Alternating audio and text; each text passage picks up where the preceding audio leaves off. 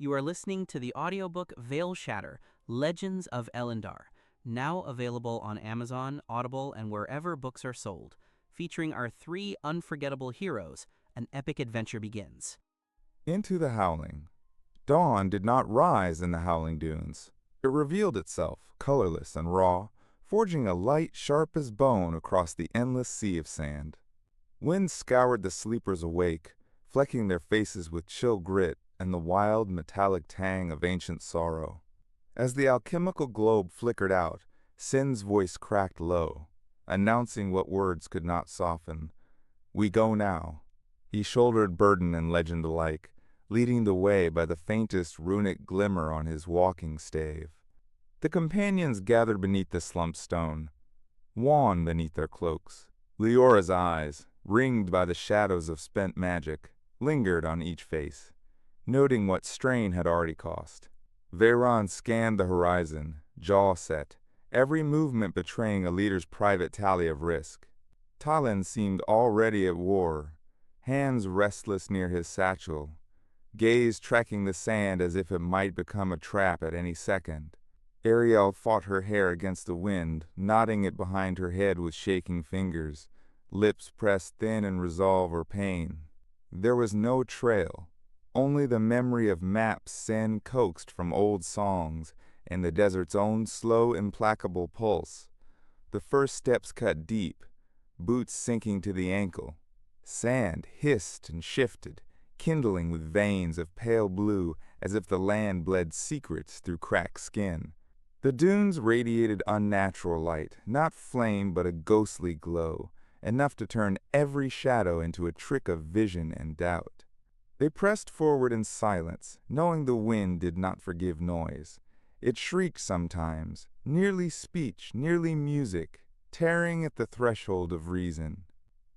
The grandeur of the Howling Dunes was almost unbearable. Ridges rose and collapsed, horizon after horizon, their crests edged with that impossible blue, proof of the spell frontiers crossed at midnight, or the residue of cities once devoured by word-binding gone rogue.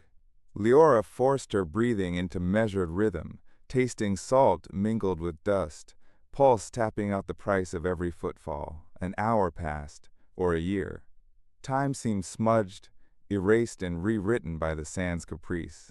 Soon even their scents surrendered.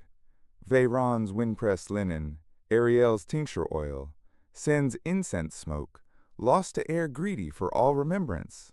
In their place bloomed memories not wholly their own, voices unfurling in the gale, fractured echoes, old promises dragged up from graves too deep for daylight.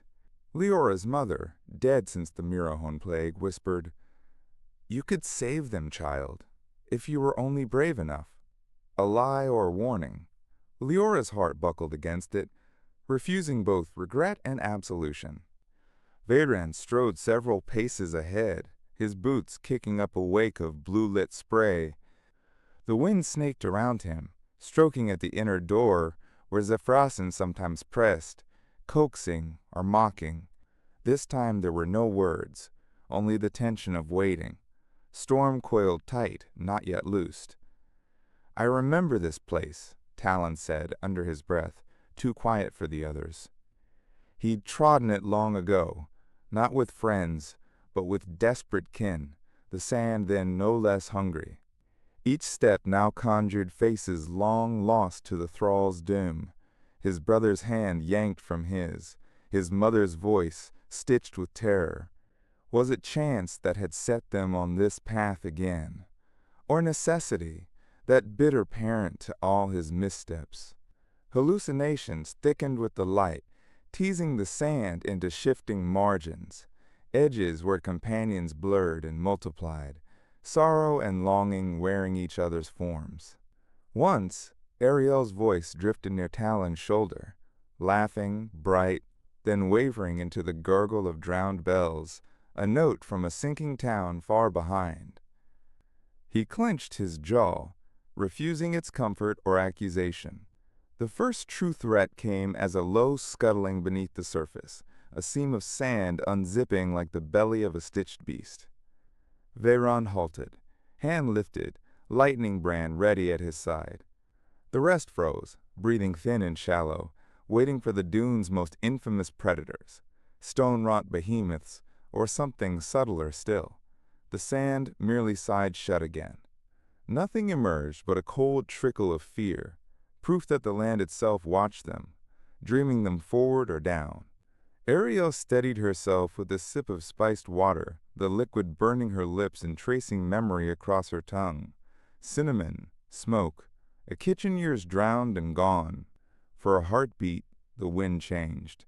It laughed in her father's voice, then burst into coughing that was not quite wind nor grief. Ariel shook her head, squeezed her vial, and kept walking. Leora's hand swept around her satchel, fingertips brushing the hidden artifact, and the aftershocks of prophecy flickered across her nerves. She felt the signature of runecraft imparted by Sen, a woven knot of binding, solid at the core but fraying now, as if the very wards strained against the dune's hallucinatory pressure. The shadows at the edge of her vision grew teeth, beckoning with the taste of lost knowledge and the thrill of forbidden power. She resisted. For now, they walked into the mirage's heart, and the desert altered shape again. Sand began to ripple in flat, concentric rings, the eerie blue light intensifying, as if marking their passage for some waiting watcher, benevolent or not. Here, the air thickened. Leora pressed forward, fighting a pressure at her temples that threatened to twist thought and memory into knots. Her magic thrummed behind her eyes, an answer and a danger. Ariel caught her stumble. Careful. Her voice sounded doubled, one echo plain and raw, another submerged in memory. The light's wrong. Don't trust the path. A figure materialized ahead, impossibly tall, draped in glass-woven robes, its face hidden beneath a veil of burning sigils. "Leora?" it called. The voice pitched, liquid-sweet, familiar with a cruelty honed by loss. Talin yanked Leora back, and the specter vanished, leaving smoldering footprints in sand that did not scorch. "Ignore them," he growled, his voice sharper than usual. "The thralls send shades pulled from us. That's how they feed. Don't answer." Veron tightened the group's formation, signaling silent agreement as he swept his stormbrand in a protective arc. He whispered a word-binding ward in an old tongue, but the words cost him. Sweat beaded on his brow, lightning visible beneath skin like fine cracks in porcelain. They pushed through, each facing demons only half glimpsed. Ariel's steps faltered on the memory of a drowning, her own or some ancestor's, unresolved. She forced herself upright, snaring her resolve into a braid of anger and longing. Sen's chant cut through the fog, singless, deep as the canyons, threading runic counterspells through the desert's own music. For a moment, the hallucinations flickered, hesitation cutting across the phantoms' faces. Talin halted abruptly. Before him, a patch of sand dimmed to black, unlit by blue or dawnlight, a hidden pit, perhaps, or worse, a rune-bound snare. He knelt, brushing the surface with steady, careful fingers. "Hold," he called. "There's a trap here." His voice was icy, soldier steady, as he outlined a spiral rune barely visible to untrained eyes. Veron crouched beside him, watching the lines. "Word-binding or relic?" Talin answered with a grimace. "Both, maybe. Eclipse thrall work. Someone wished us caught." He drew his own focus. A knife set with a sliver of memory steel, marked by his clan's sigil. Tracing counter runes, he whispered a sequence both rote and personal. "Mother, forgive me," he thought, as energy snapped from wrist to ground. The seal shuddered, flared. In that instant, memories from every watcher surged up and crashed around the group. Joy, loss, forbidden oaths. Leora staggered, eyes brimming with reflection not her own, chest aching on an old pain. Ariel gasped as water flooded her mind. Veron roared as thunder rolled through his thoughts, Zephrassin pushing at the edge of consciousness. Then the trap guttered, its illusion spent, and the sand stilled. Talin sagged, sweat glistening, breath raw. "Forgive the pain. It reads what we hide," he said softly, glancing at Leora, with something desperate and pleading in his eyes. They skirted the site, warier now, trust fraying, suspicion settling with the dawn's thickening heat. Talin's skill had saved them, but the source of that knowledge left an aftertaste, sharp and corrosive. The wind, scentless and vast, crooned again.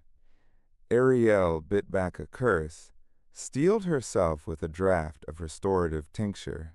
Her magic, elixir-bound, hurried to mend small tears left by memory assault, but the cost bloomed as fatigue behind her ribs, a gnawing ache she had not felt since early days in the Memory Runners Guild. Onward, the dunes climbed, crested. Mid-morning now, yet the land never grew warm.